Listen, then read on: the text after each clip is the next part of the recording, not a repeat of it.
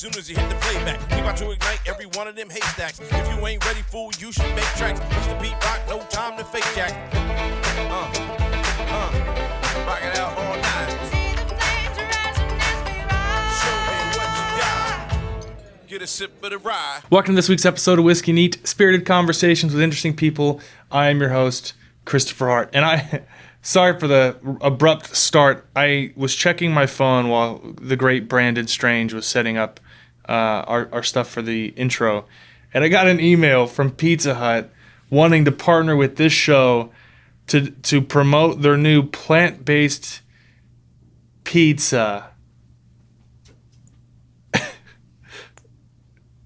No. Yep. No, listen, I'm not going to Pizza Hut for healthy food to begin with. Are you going to Pizza Hut? I'm not going to Pizza Hut, period. That's correct. You know why? Because it's not 1994. I don't want your shitty pizza. I cannot believe you would send a whiskey podcast an email offering to send me plant-based pizza. No. Absolutely not. Get the God. Leave all that in. I'm very grateful that anyone would reach out to sponsor this shitty show, but I just think it was absolutely hilarious, and I thought it was funny to do a rant on it. So don't take it to heart. Listen, this whole episode is going to be a bit. It's been a couple of weeks. I had to take a quick trip out of town. I apologize. I needed to take this trip out of town. It caught me off guard.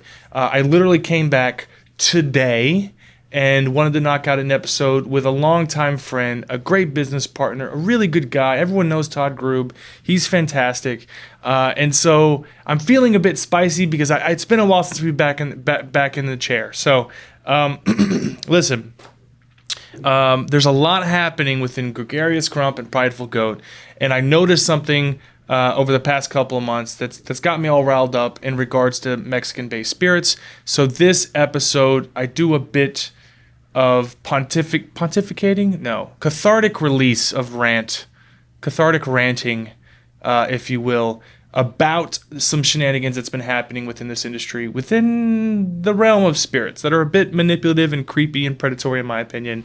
I'm not a mezcal expert, but I am I hate to even say a spirits expert, but I've worked in the industry for the past 6 years. I've worked in all three, worked with and been involved with all 5 tiers that are a part of this system for 6 years. I'm very familiar, and I have firsthand experience in regards to this conversation. Long story short, I invite Todd on the show today to talk about what I feel is the next big injustice as the educated consumer continues to become educated and more aware of what happens within this industry. There are things I think are going to rile people up. So really, it's just me and a good friend talking, venting about everything that's happened. And yeah, so let's get to it. This week's episode, as always, is brought to you in part by Legent Bourbon, a first-of-its-kind, super premium bourbon that melds Kentucky distilling tradition with Japanese blending excellence. Legent is a perfectly balanced yet complex and layered whiskey with a bright, smooth, and I said it, I always forget to leave that part out, unexpectedly long finish. Order a bottle in your area via drizzly.com and drink smart. And listen, we talk a little bit about the Whiskey Social this year. This year, for the first time in a couple years, Beam is back. Wild Turkey is back. Campari is back. This year is shaping up to be the largest event ever. And we went from 1 set of bathrooms to 4 sets of bathrooms. I mean, the event is shaping up to be nice. Check out the event at HoustonWhiskeySocial.com or go to Eventbrite. Check it out. Get your tickets to the event. Either way, pick up your bottle of Legent today. It is surprisingly, I don't know if you've ever had it, but for those who, the snobs like to give a hard time to anything that's not cask strength, Todd had it off camera, and he was like, this is actually way better than I remember. Because you're a snob, right? I love Todd. Folks, one of the best imported whiskey portfolios in the country is with Glass Rev Imports, glassrev.com. Amroot, Waterford, Blackadder. We've talked about them on the show. Murray McDavid, Bimber, and so many top-rated unique whiskeys. My friends at Glass Rev, Raj, Jane, and Bill, they've been with the show for over 2 years. They are some of my favorite people to work with, and they couldn't be more passionate about spirits. The original 3 Dram Hunters are inviting you to be a fellow Dram Hunter, a group of folks passionate about finding great drams. Right now, Dram Hunters has a chance to participate in a Murray McDavid Rare Series tasting. You get actual whiskeys to taste through. We've talked about barrel selections on this show. We've talked about tasting through, picking your favorite. You get actual whiskeys to taste through, a Macallan 18, a Bowmore 15, and a very rare 36-year-old Bodoc Ileg tasting. And I don't know how to pronounce that word. I probably should have asked Bill beforehand. I'm going to say BodachAislig. They have also kept aside 18 bottles of the sold-out Bimber whiskey exclusively for Dram Hunters. They give away hats, shirts, barware, and enjoyment of all kinds. Join the Dram Hunters at glassrev.com. Click on the top bar, and please mention you heard about it from Chris at Whiskey Neat. You guys have given me incredible support on Twitter recently when someone asked about what is the best show, what's the best podcast. The amount of support I got from you guys was overwhelming. Thank you so much. That's it. That's glassrev.com. Click on the top bar. Please mention you heard about it from Chris over at Whiskey Neat. They have set aside at least one Murray McDavid rare tasting for those who mention my show. Go to glassrev.com. That is glassrev, GLASSREV.com, and join the new Dram Hunters. Today is Friday the 13th, or as we and anyone who loves Sagamore, we call it Rye Day the 13th. This week's episode is brought to you in part by Sagamore Spirit Rye Whiskey. They are reviving the tradition of Maryland-style rye whiskey at their Baltimore farm and waterfront distillery. They've sponsored the show before. We talked about them in the past. I believe they were on the Dolph Lundgren episode. I am a Sagamore fan. I couldn't be a bigger fan. Each batch of their whiskey is hand-blended for consistency in aroma, flavor, and texture, creating a balanced flavor profile with notes of warm cinnamon, vanilla bean, honey, spice. I mean, I've talked about them a bunch. We've done several barrel picks with them. And if you remember from a few episodes back, I hosted their regional cocktail competition, and we aired it on this show. Like I said, I'm a huge fan. You can find them online at sagamorespirit.com or visit your local retailer to pick up a bottle. And more than anything, if you don't find it at your local retailer, ask them to bring it in. This is a fantastic rye product. It's a blend of 2 different mash bills, all about 6 years old. I mean, the stuff that BT and his team are doing at Sagamore is absolutely off the charts. Fantastic. I'm a huge fan. But more than all of that, please remember, drink responsibly. Cheers.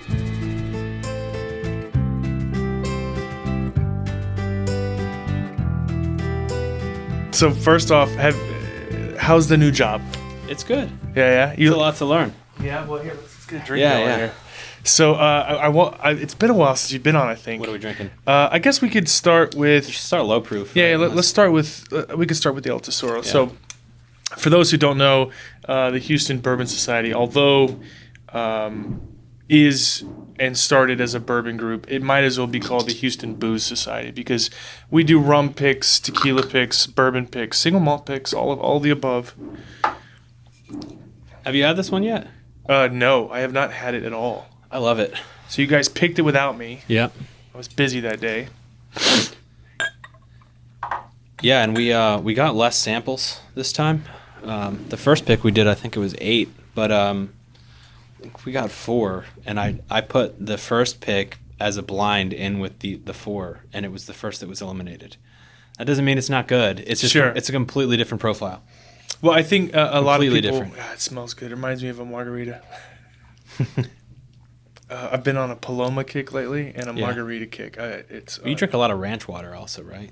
No. You don't? No, I don't think so. I mean, you mean like seltzers and stuff? No, I thought you drank ranch water. Maybe it's just at 8 Row? At 8 Row, I like the ranch water. Okay. Yeah. And in fact, that's where I discovered ranch waters, was at 8 Row.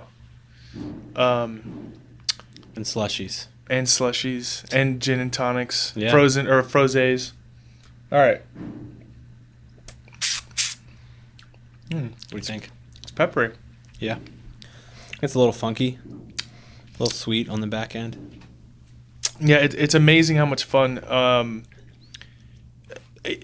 Anyone I've ever talked to that is, I only drink this or I only drink that. It's the most criminal thing I think that's in the hobby. Period. The fact that anyone can't expand, like I love Bart.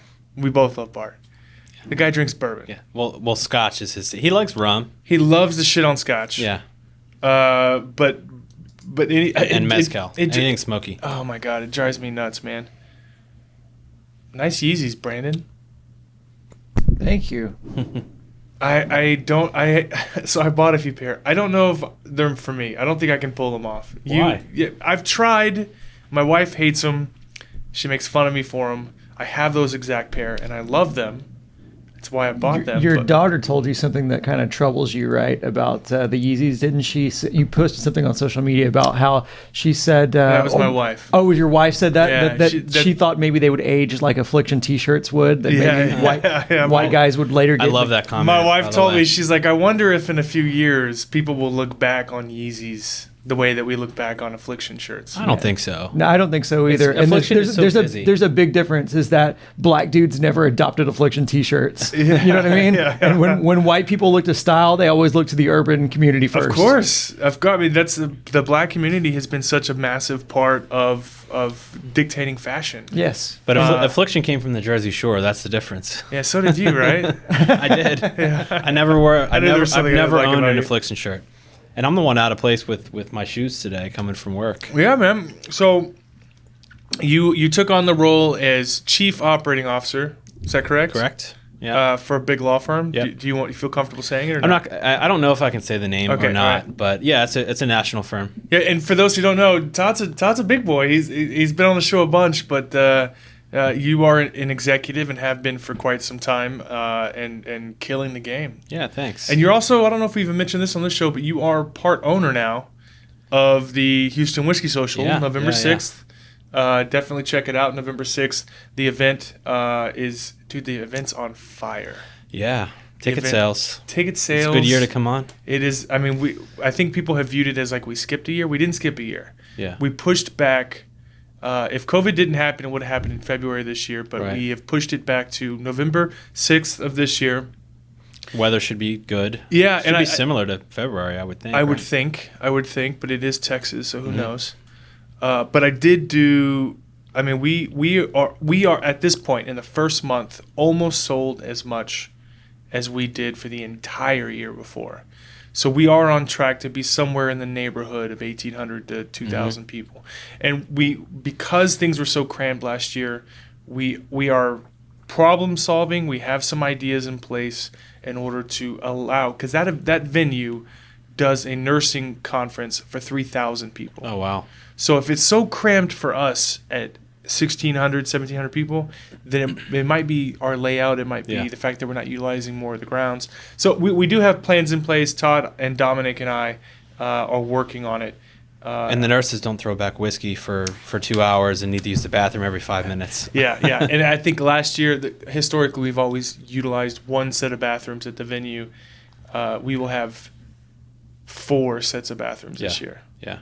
So the bathroom situation, the lines to the bathroom should be completely resolved, and we found a way to add 2,000 more square feet to the space. So we are excited. Yeah. It's going to be dope. Me too. Yeah, I can't wait. I just bought some special bottles from auction that we're going to use at the event. Mm-hmm.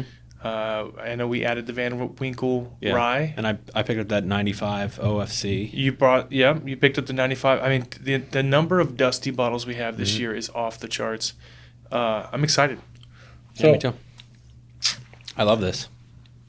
I wanted to talk to you. Do you remember that thing I brought up to you in our chat? You didn't say much on it. Okay.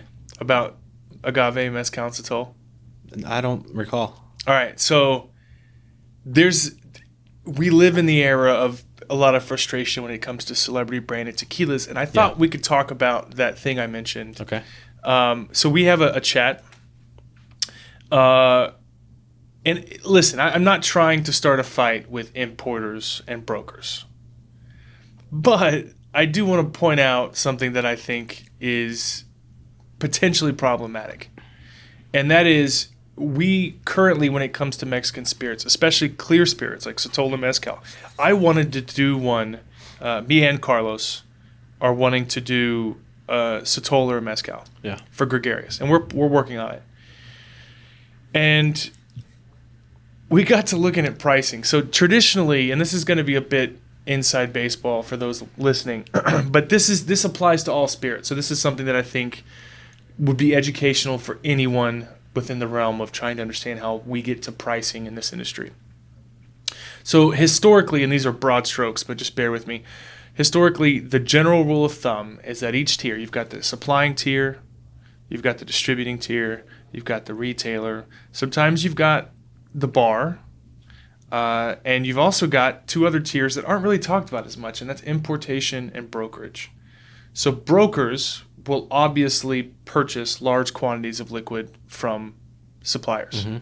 They will then sell that liquid for a profit to independent bottlers like myself trying to bottle stuff.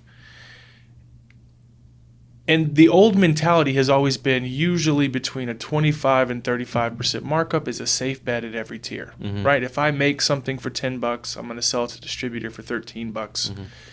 That's the general rule of thumb, but we have switched because of the fervor of bourbon drinkers and because of the fervor of mezcal and sotol and rum. We've switched to a mindset, which in general is not a problem, and that is, what can the market bear? So if you've got a bourbon and you can get a really good deal on it and you can go to market and sell it for 60% versus 25%, and the market, like everyone knows Prideful Goat. Do you think bourbon raises the market across the level board? Across the board, agreed. Yeah, because Yes. people are more willing to spend $150 on a bottle. But do you remember what Lid Cantata used to be, right? Lid Cantata used to be like I remember Wade doing some barrel selections just a couple of years ago It was before sub 100, right? before they had an importer involved. Yeah. A dedicated importer, PM Spirits. PM Spirits is great. Victory's great. I'm not trying to shit. Again, I'm not trying to pick the fight with these people. But it used to be sub $100 for a 30-year-old Armagnac, and now it's $200 or $300. We've seen some crazy pricing. So you have to ask, where's that coming from? Well, we've switched to the mindset. Prideful Goat. Normal markups, hit market, cheapest in North America. Ezra's Hammer out in California, the one that Adrian loves to make fun of. Is that what it's called? Ezra's Hammer? I think so. Yeah. Yeah, it's the same liquid, $300. Yeah, that's the Illuminati stuff. It's the Illuminati stuff. Yeah. There's like a guy holding a hammer like Thor. And that was the opposite end of the spectrum when it comes to the same sourced stuff put into a bottle. Exactly the same stuff. Yeah, so the mindset there is, what can the market bear? And that's just straight capitalism, and that's okay. There's not anything inherently wrong with it. However, when you get into the marketing and salesmanship of Mexican spirits, there's a play on your heartstrings that happens quite commonly, right? So Mexican spirits are craft. They, a lot of times these people are living there. It's, agave takes a very long time to age. It should be considered a premium spirit. And for those, premium spirit, around $100 is true. Yeah. But we've got some brands that are $150 a bottle or $200 a bottle for an unaged spirit, and you have to ask yourself, where is this market? Well, can you compare it to, like, for Armagnac and Cognac grapes? I guess it's a little bit different because with the agave, it's in the ground. Agave takes longer, yeah, but it's a long time. Yeah, so we've gotten pricing from mezcal facilities, sotol facilities. And using normal markups and removing an importer or removing a broker from the equation by buying directly from that event you went to the other day, Malbien. I believe that's what it's called, right? I didn't make it, but I did try the bottle later in the evening. Yeah. So I assume that's the one name you're talking about. Yeah. That sounds right. They are buying directly from the producer, and I believe they are the importer. Okay. So they're removing some extra costs, and I believe those bottles are extremely reasonably priced. But the problem with this is it's a little bit, it's it's a little bit layered because it's like with a tequila brand like from the Rock. Mm-hmm. You can aim your frustrations at the extractive nature of that transaction, Sure. right? You're pulling out of the community. You're not contributing to the community. And but in this situation, whenever you have an importer and a broker who they're on this side, right? They're not from the producing side. They're on this side. Whenever they're adding the markup and seeing what the market could bear, as well as playing you should support Mexican spirits, playing on your heartstrings of being supportive of Mexican producers, when that extra going to cost them. isn't Yeah. going to them, it's going in their pockets. It seems predatory. Well, and forgive, my ignorance on the subject because, these are all things that I'm just learning about recently. But why don't the farmers, why aren't they raising the price if they see the final, if they see the final sticker price that's going on it? Why hasn't there been an increase there? So there's plenty of reasons why this could be the way it is. And in fact, in some cases, it's hard to know who to be upset with, right? So for instance, we got pricing back, and Carlos told me, he's like, they're going to charge you a white tax. I'm like, first of all, they're not charging me a white tax. They're charging us a white tax, and I'm okay with that. And we looked at the pricing, and in some situations, we could pay them double the amount that they would normally charge us, directly to them, cut out the broker, cut out the importer, and not use what I would call predatory marketing. That same liquid that's on the shelf for some other people for 150 would be on the shelf for under 100 for us. And what I don't understand, and here's the thing, I'm not really aiming it. If you see a premium product on the shelf that's $150, it might be $150. Right, like for that producer, I have no idea what the broker's charging them. I have no idea what the importer's charging them. I have no idea what their operating costs are. And a lot of times, some of the money is going to help build roads and schools.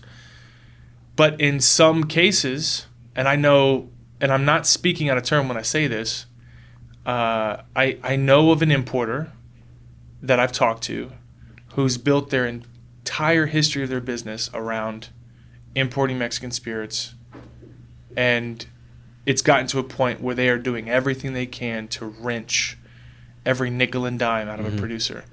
And it feels like the next thing, like the next movement within the spirits. Like once this gets out, this will be something people really talk about.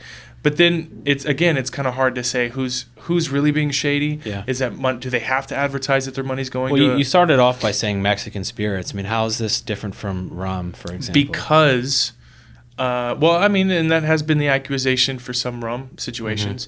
I know that, and I love Luca, but I know Luca Gargano got into some hot waters.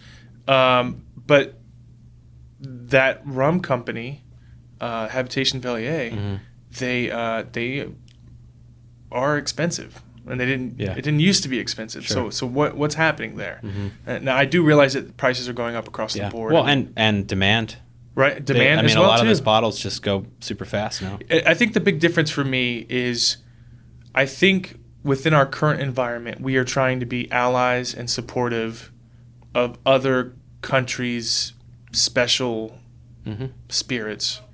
It happens.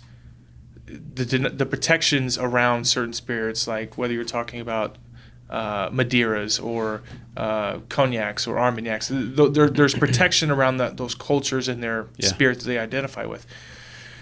Except in Texas for the Madeira. Yeah. I think we have a narrative that's trying to support Mexican spirits, and it's being pitched as like this, the effort, the amount of time, blah, blah, blah. And are you arguing that in many cases that's not actually getting to the producer?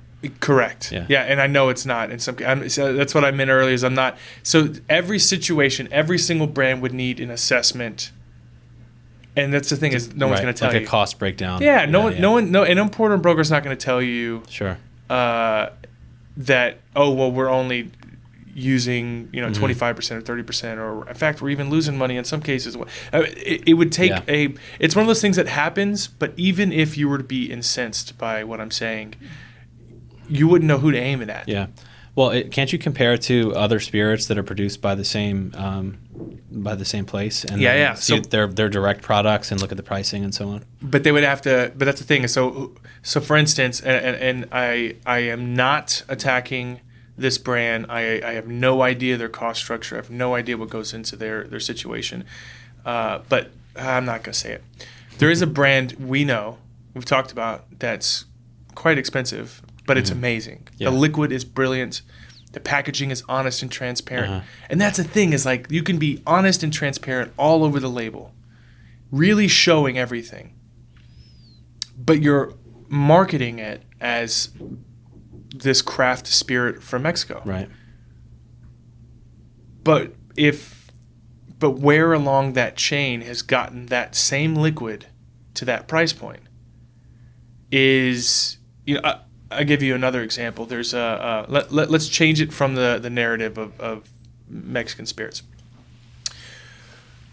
I know some craft gin producers that, because they work on in a snowball fashion, meaning the very minimum money to get up and going, but they're up and going. Their actual hard cost to make and produce gin isn't much more than, say, Gulf Coast costs to make and produce gin. It might be a couple bucks more per bottle.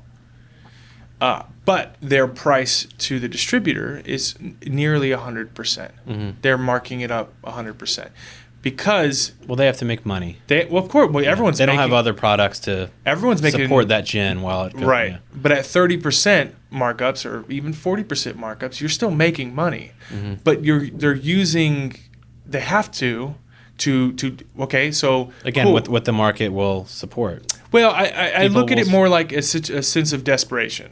Like, so for instance, if let's say I put $10,000 into making some gin to sell, that's all I got is $10,000, and that's all I can afford to keep the lights on. So I'm going to mark it up as a craft gin, because it is a craft gin. I'm going to mark it up 100% instead of normal markups, sell it to the distributor, and then now I have $20,000, and I'm going to take that snowball and make the next batch of gin for $20,000. Right.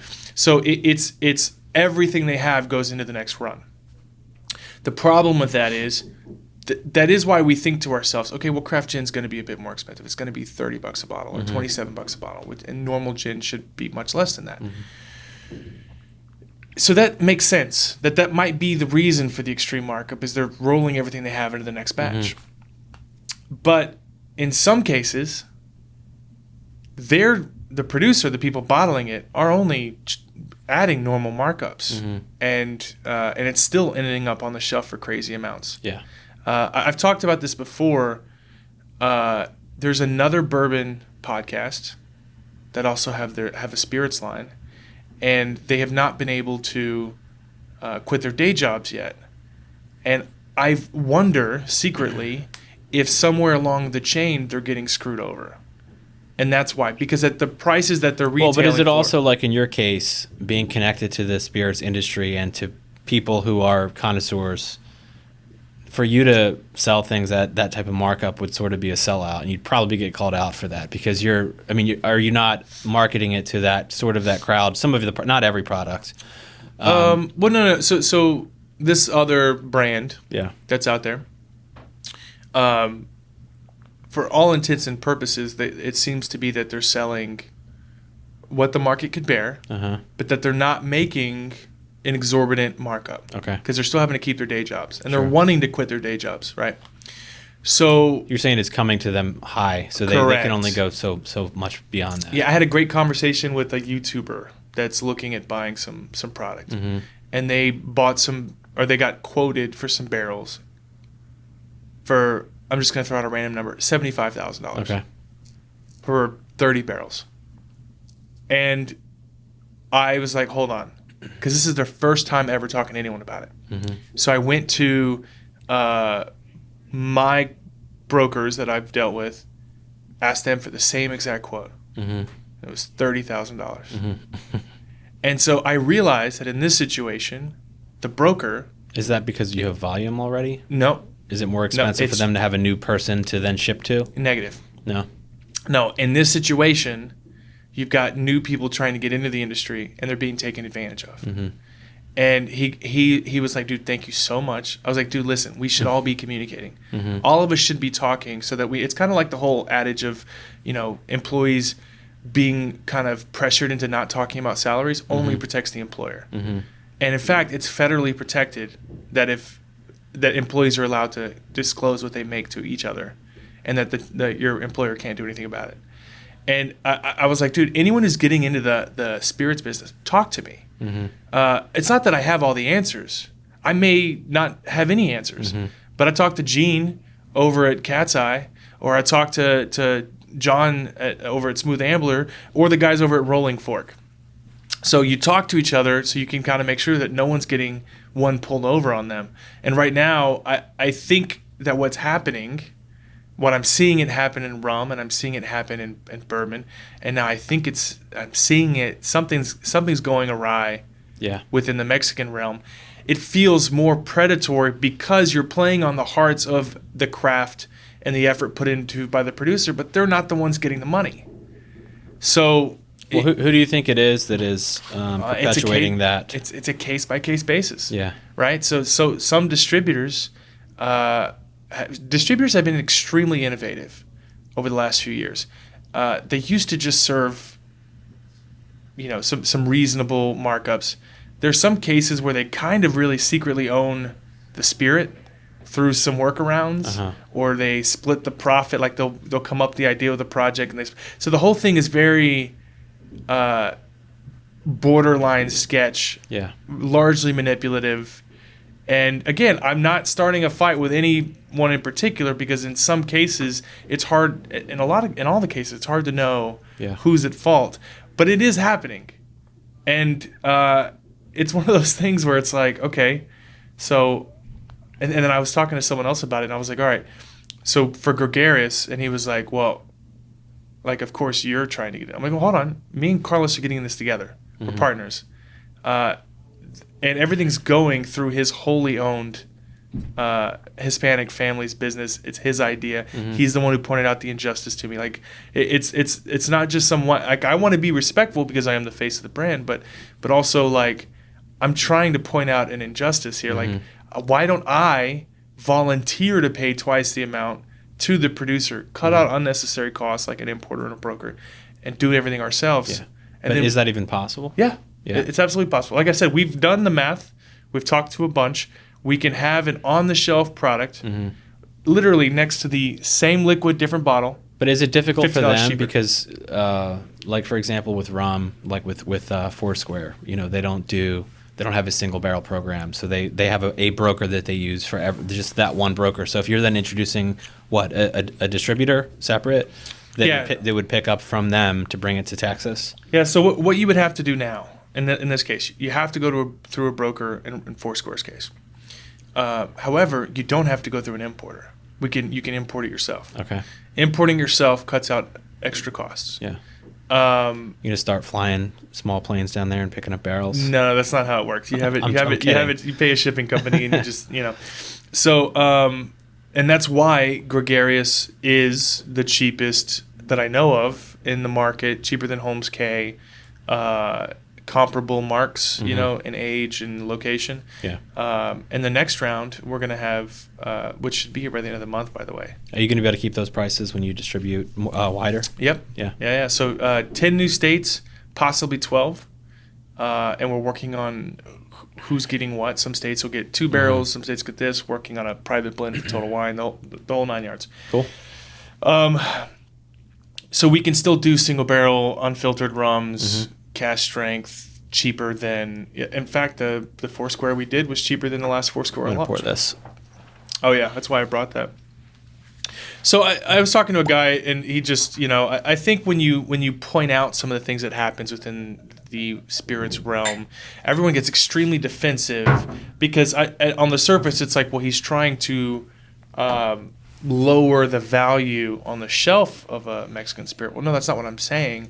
What I'm saying is if it's a premium product and we are trying to market it and sell it as supporting them, then the money, as much as we can, reasonably speaking, should go to them. Yeah. And it seems unusual for 10% of the shelf on the bottle to go to the producer, and yet we're using 90% of our marketing to promote it based off that 10% effort, but it's not really going to them. The whole thing just is bananas, right? So normal markups, if an importer and distributor get 25 to 35%, that's 60% of, did I say importer and distributor? I meant broker and importer. If the broker and importer gets, let's just say 50%, that's the low end. Total 50% of the shelf price is from those two things. Well, that if you cut them out, then you're going to have an automatically cheaper item on the shelf, right? You know, so the whole thing is just bananas. All right, let me have some. One thing I love about agave spirits is that they taste like the earth that they came from. And it is just, you know, I think the word earth is nicer than the first thought that I had, which is it tastes like dirt, but in the best way. I love it. I always say petrichor. It's very vegetal and earthy. The smell and taste of wet cement or wet rocks. Yeah, I can see that too. Yeah, it's nice. Shout out to El Tesoro and Flor del Desierto. I have a horrible pronunciation. Oh my god, that smells incredible. Any of you peated whiskey fans, jump on some Toll, man. Yeah, it's a different type of smoke, right? It's definitely earthier rather than More almost the brimstone fiery that I get from a peaty Scotch. Yeah. See, I think one of the things that happens as well is I'm known as the bourbon guy or the whiskey neat guy, and I do love Whiskey guy. Sotol, and I do love mezcal, and I do love Mexican-based spirits. Am I a complete expert in those things? Absolutely not. Never claimed to be. However, when we are getting pricing back, and we're running them through normal cost models, and we realize that there's a disparity between the two, and Carlos and I talk, and he's pointing out the disparity before we even go down this rabbit hole, and I'm looking at it in hard black and white ink and saying, oh, well, there's definitely something wrong here. It's something that, at the very least, is worth having a conversation about. Because we love to attack,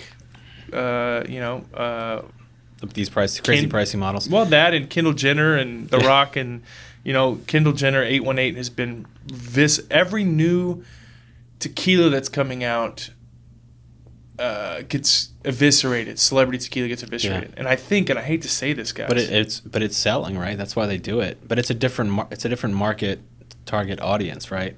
Yeah. Well, and Sam Hewen was recently down in Mexico, and I don't know what he's working on, but I'm hoping it's mezcal or sotol and not tequila. Tequila, people would... I would guess mezcal, right, with his Scotch I would line. love mezcal. Yeah. Yeah, I would love a mezcal or sotol. Did you talk to him at all about agave? Is he into it? So we talked about there's a lot of other things that they're working on besides Scotch, which I support. Yeah. But the tequila realm is delicate. Mezcal and sotol are also delicate, but I think it could be done the right way. One of the things we wanted to do for Gregarious is to... do you know those Corazon tequilas by Sazerac that are finished in bourbon? But they put like the logo of Thomas H. like Handy George T. barrel. Stagg or something. Yeah. So do that, a co-branded bottling that specifically highlights the Mescalero or the Sotolero that make the liquid itself, and have it aimed at promoting them at a reasonable price. That's it. Yeah. Like, it doesn't need to be about me. Things like that, even if it's sort of, not that that's predatory, but I mean, some of these celebrity brands, while it becomes too much and then it is taking the attention away from brands that deserve more attention, it's also bringing overall more attention to the spirit. Again, I'm not saying I'm promoting it, but I think in some cases, like what you described, that could be a good thing if it's benefiting the producer and it's something that does get the attention of the crowd that just looks for the next flashy thing or the next celebrity, branded. I think two things. I think we as fans or nerds of spirits, we have to pull ourselves out of it a little bit in terms of one, you screaming at the clouds isn't going to do anything. You complaining about Kendall Jenner and this tequila opportunity isn't going to do anything. And in many cases, even though we might consider it extractive, I know a lot of situations in which the people from Mexico will reach out to celebrities who are interested in and offer to make them one, because they're still making a ton of money. Yeah. And they're still wanting to do it, or they wouldn't have reached out to begin with. So it's like they're heavily happy to be supplying the Rock 400,000 cases a year.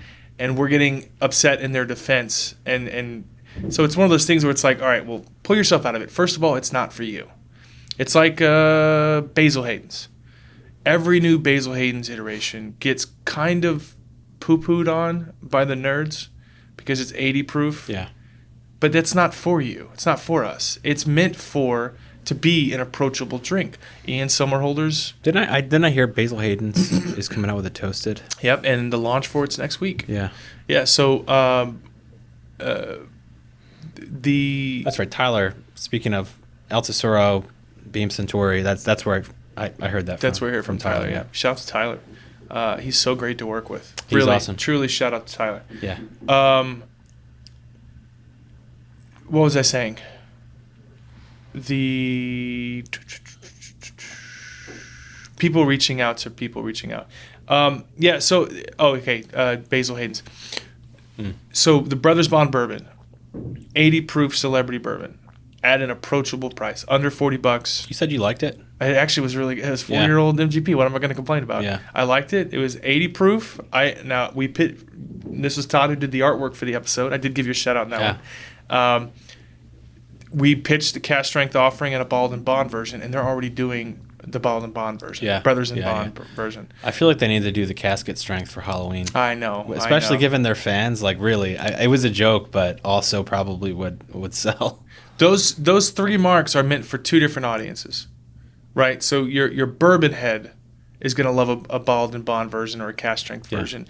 Your person who might be the average fan of their show who isn't a bourbon drinker, a $39 bottle of 80 proof bourbon is extremely approachable.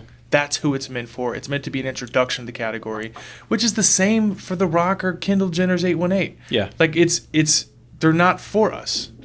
So well, you have to hope that it's an introduction, right? That it's a gateway into that spirit, that they may buy that bottle first and then they buy other bottles. But I think haven't we all been there? Probably knows. Yeah, I mean, I think how many of us bought old OWA or Wild Turkey 101? Or worse, before I got into whiskey, I was just buying whatever bottle on the shelf was most heavily marketed, or the whatever most expensive. it was, the worst tequillas. Sure, you know. Yeah, and a lot of people stay there. That's the problem, is they never leave that tier. Yeah, and I think you can another educational tip for those wondering, across the board in spirits, whenever you see a heavily ornate bottle,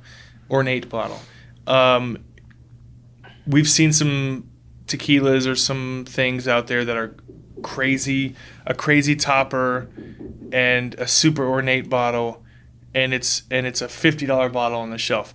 Well, I can tell you that the topper and the bottle, because it's so ornate and so unique and so heavy, that it's probably going to be the vast majority of the underlying cost, the COGS, the cost of goods sold, of the liquid being sold. So if you were to work backwards and each tier were to take 30% and 30%, that $50, and like I won't say who, but there's a famous rye in Kentucky in which the topper costs them $8 per bottle. So it's a $130 bottle, and $8. Right. So you're saying it starts off at a higher price point, and then it's multiplying because they're adding a percentage on top of it. So yeah, every if you have an $8, if you have a $10 topper, and every tier takes 30%.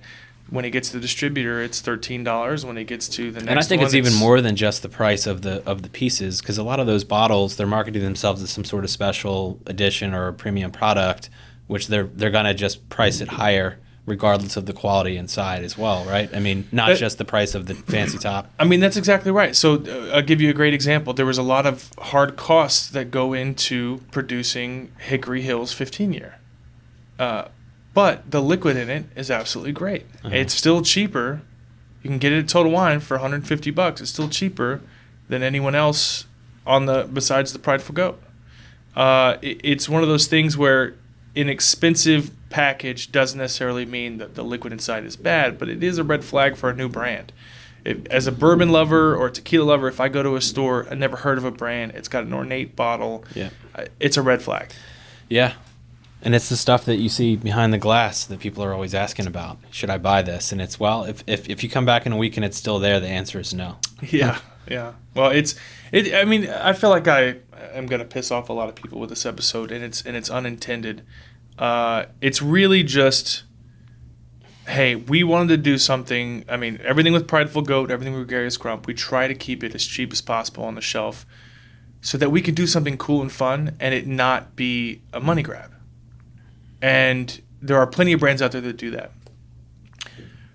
But when you start to see like what I would call heinous money grabs that are preying, very predatory behavior, preying on like supporting local or supporting these producers, it feels more dirty to me. Mm-hmm. You know, it's kind of like, great example. It's kind of like what's the name of that organization that takes clothes? Goodwill. Yeah. So Goodwill, I think someone released the reports, and it was like 10 cents of every dollar donated to Goodwill, or the March of Dimes, or one of these big charity organizations that's super well known.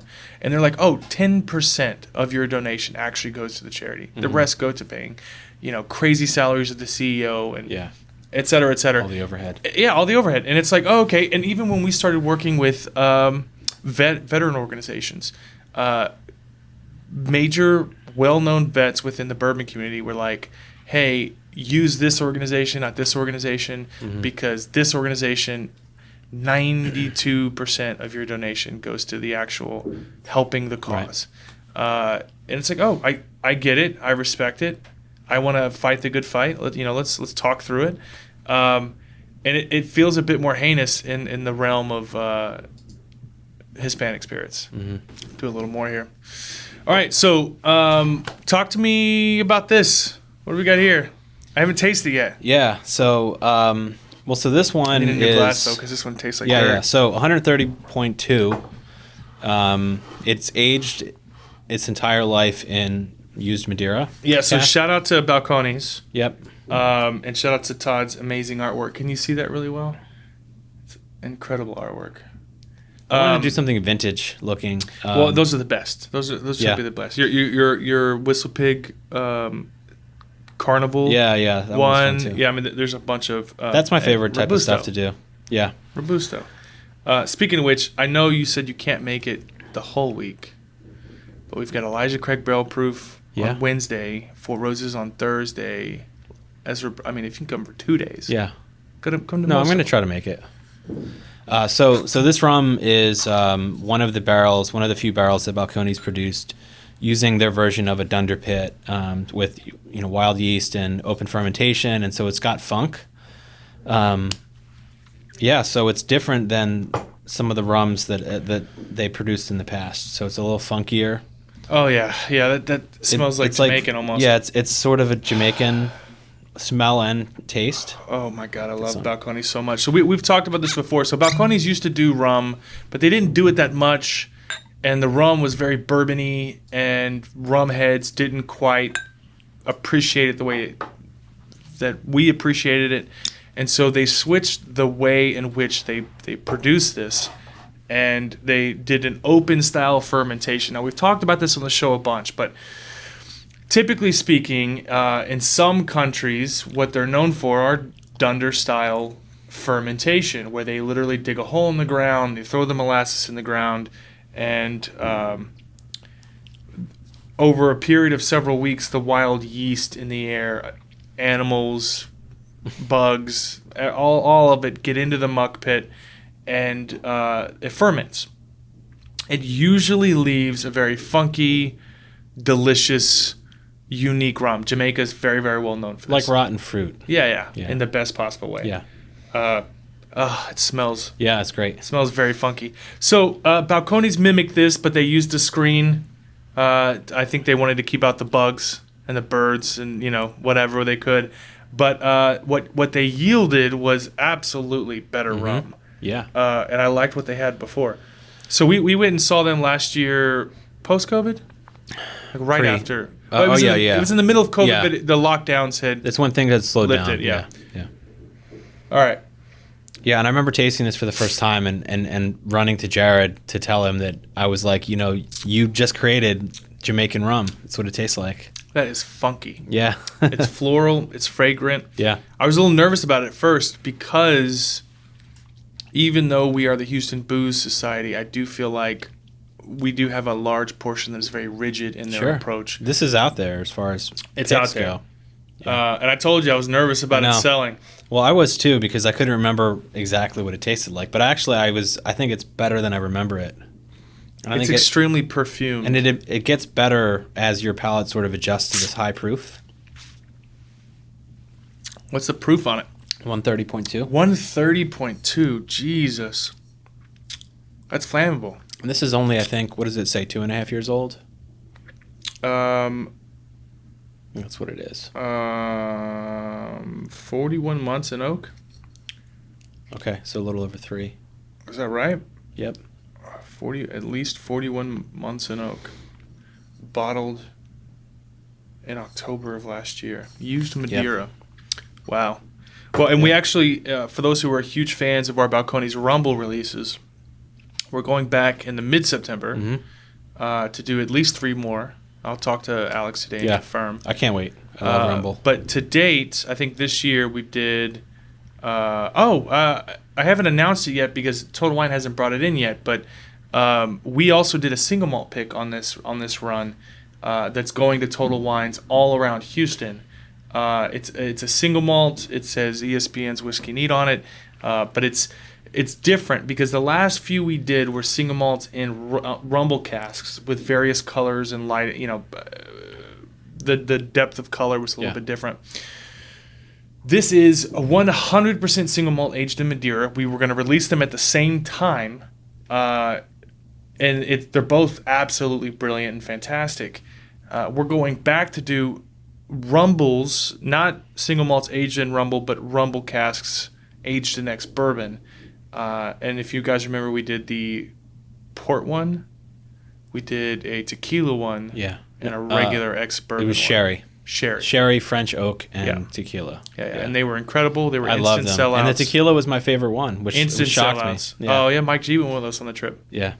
So we're going to be doing another set of rumble casks, and so we've got. What did we do this year so far? We did these 2. We have 1 left, but didn't we release 2 earlier this year? Yeah, I don't know why I can't recall. The honey barrel? It was the honey in the port. Honey in the port? The port single malt. Oh, that's right, the hippie one. Yeah. Yeah. So honey in the port, 2. Those 2 were great. Plus these 2. Plus we have 1 more secret one we're launching. Yeah, we picked. And then 3 more. So we did 8 barrels this year. Yeah. Yeah, wow. God. Shout out to Balcones. Yeah. All right. I almost asked you where can people find you, but you're not really a social media guy. No. It was really good catching up with you, man. I'm on Facebook. That's it. Join the Houston Bourbon Society. Add Todd Grube's wife as friends. And man, thanks so much for coming. Yeah, man. Appreciate it. It's been a while. Get your tickets, HoustonWhiskeySocial.com. We are almost out of VIP tickets.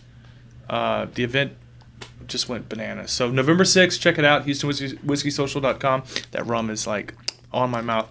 And then, I think that's it. Cool. Gregarious Grump's coming soon. The next batch of Prideful Goat is happening September 18th. Our rums will be landing August 23rd.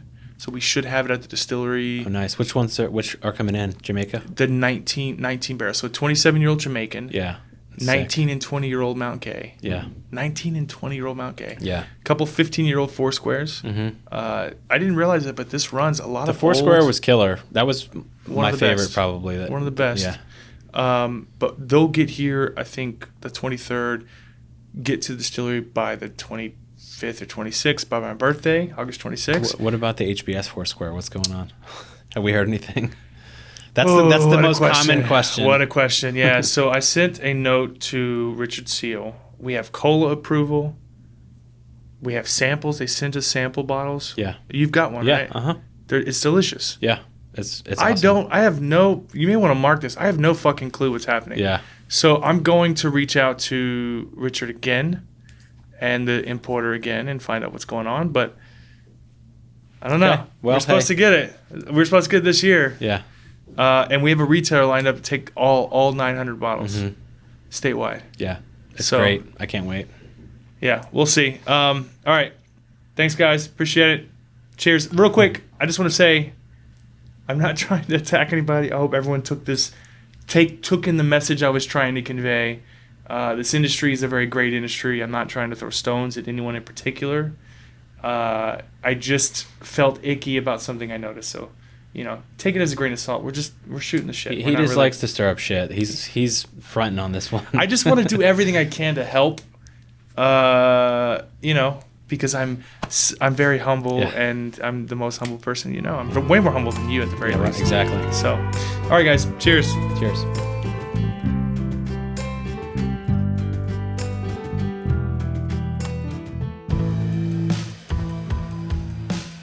Balcone's first ever year-round bourbon was an inspiration. It all had to work together. A blend of carefully selected ingredients, Texas-sized pot stills, and creative people determined to find the absolute best way to usher a new whiskey along.